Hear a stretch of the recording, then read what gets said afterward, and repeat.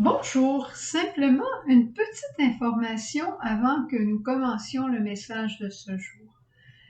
Je veux vous dire que vous pouvez écouter le message lumière qui est mis en onde sur YouTube directement en allant sur la plateforme YouTube. Très bien.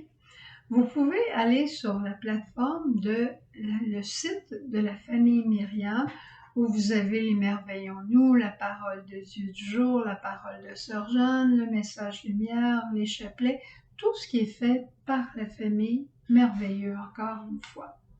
Mais des gens me disent on n'a pas toutes les informations par rapport au message lumière, à savoir, disons, un message en espagnol ou des choses comme ça. Alors moi, je vous dis simplement, si vous voulez tout avoir les informations, vous pouvez en plus vous abonner par courriel, vous écrivez à message lumière à commercial message lumière.org. Message lumière tout ensemble en minuscule, pas d'accent. Et ainsi, vous recevrez un courriel à tous les jours qui vous donne le texte écrit, qui vous donne la vidéo en français, en anglais, et ainsi de suite, tout ce que vous avez besoin de savoir, et des informations supplémentaires. Des fois, on se donne un élan pour propager le message lumière ou on annonce des choses. Alors, voilà. Et on commence maintenant le message du jour.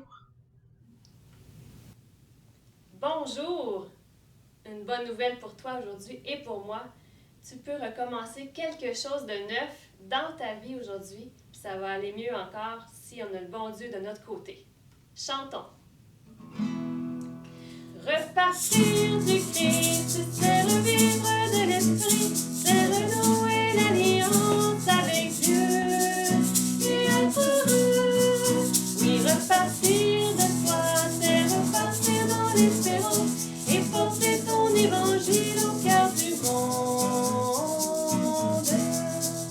Je suis pauvre et petit, mais toi tu m'as choisi. Tu es ma force, en toi seul je mets ma foi. Dans l'esprit tu m'as envoyé sur les chemins du monde entier. Tu fais de moi l'instrument de ton amour. Repartir du Christ, c'est revivre de l'esprit, c'est renouer l'alliance avec Dieu et être heureux. Oui, repartir de toi, c'est repartir dans l'espérance et porter ton évangile au cœur du monde.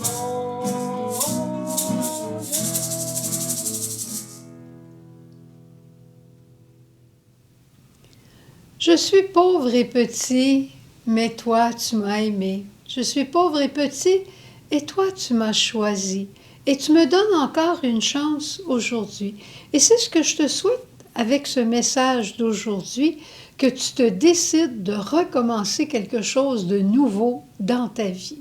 Peut-être une relation que tu as laissée tomber, peut-être une relation avec le Seigneur, qu'importe ce que c'est, pour que tu demeures en marche et que tu demeures en marche dans l'espérance. Dans l'Évangile aujourd'hui, on voit Jésus qui vit l'incompréhension au bout de l'incompréhension. Il est venu pour libérer l'homme, il vient le libérer, il vient chasser le démon, et là on lui dit c'est par la puissance de Béelzéboul que tu chasses les démons. Pauvre Jésus, encore une fois incompris. Et il y a d'autres personnes dans notre monde qui sont incompris. Et ceci m'amène à te parler de l'ange des alcooliques anonymes qui s'appelle Sœur Saint-Ignace Gavin. Les alcooliques dans les années 1935 étaient considérés comme des faibles, des pauvres, des gens qu'on mettait en prison, qu'on mettait à l'asile, des gens avec lesquels il n'y avait rien à faire et pour lesquels on n'aurait pas donné 5 sous. C'était des gens à qui on enlevait la dignité presque d'une personne humaine.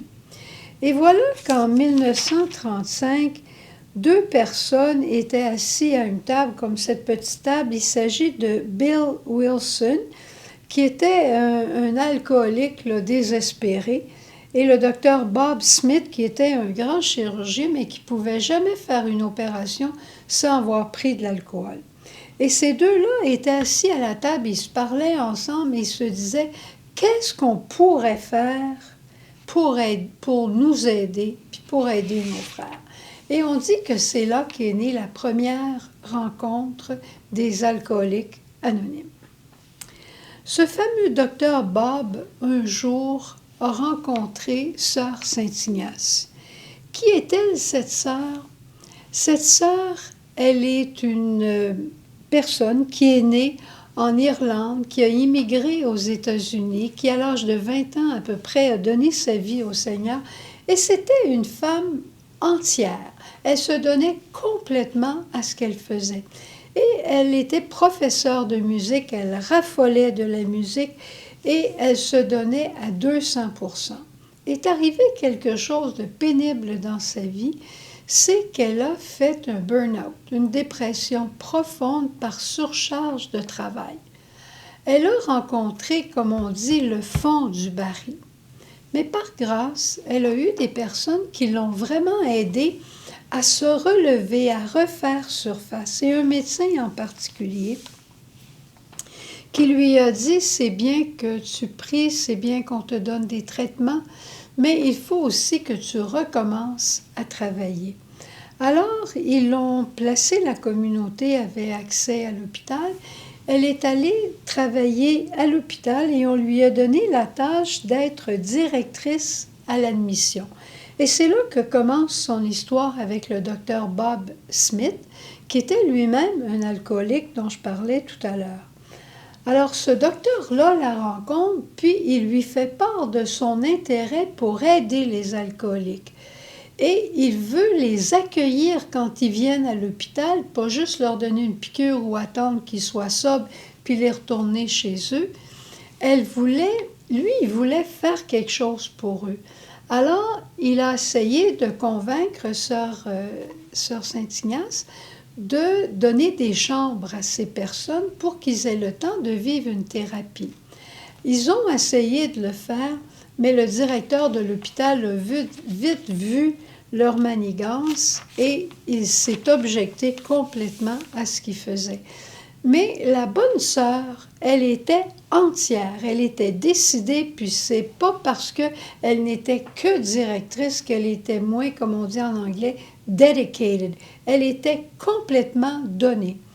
Alors, elle a décidé de prendre en charge cette cause et elle a plaidé la cause des alcooliques auprès du directeur de l'hôpital pour qu'ils puissent avoir une chambre, être traités comme toute autre forme de maladie.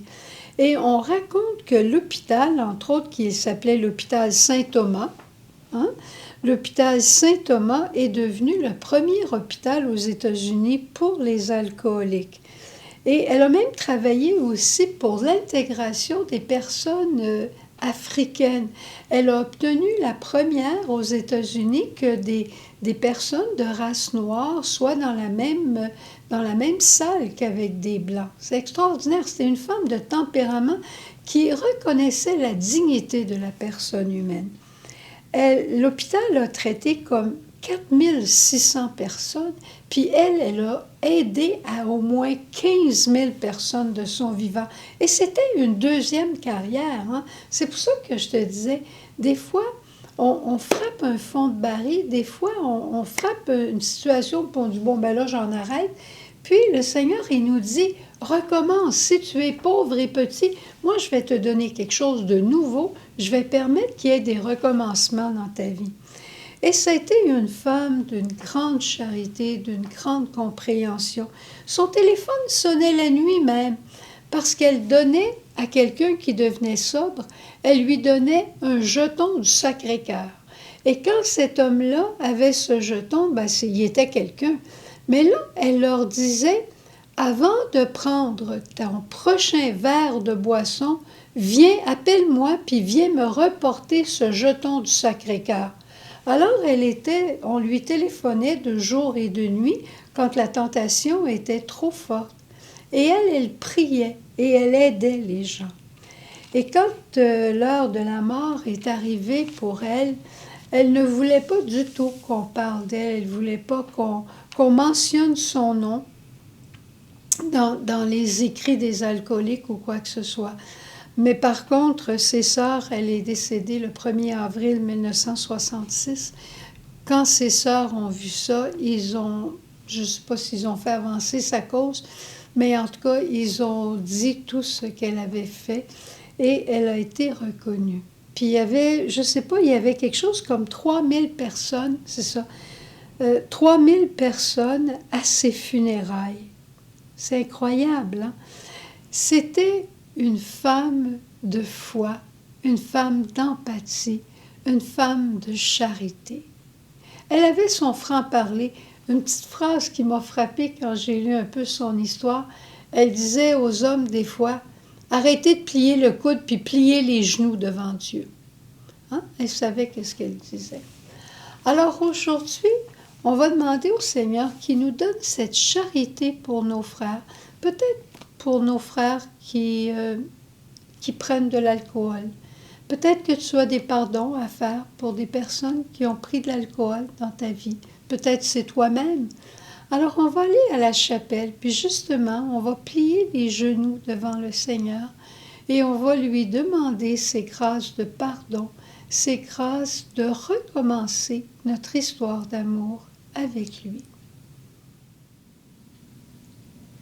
Pauvre, je me sens tellement pauvre, Jésus, heureusement. Toi, tu es riche, ma richesse, c'est toi. Ma richesse, elle est en toi.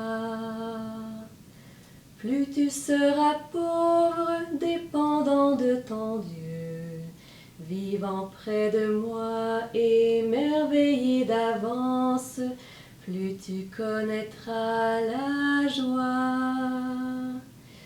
Pauvre, je me sens tellement pauvre, Jésus, heureusement. Toi, tu es riche, ma richesse, c'est toi. Ma richesse, elle est en toi.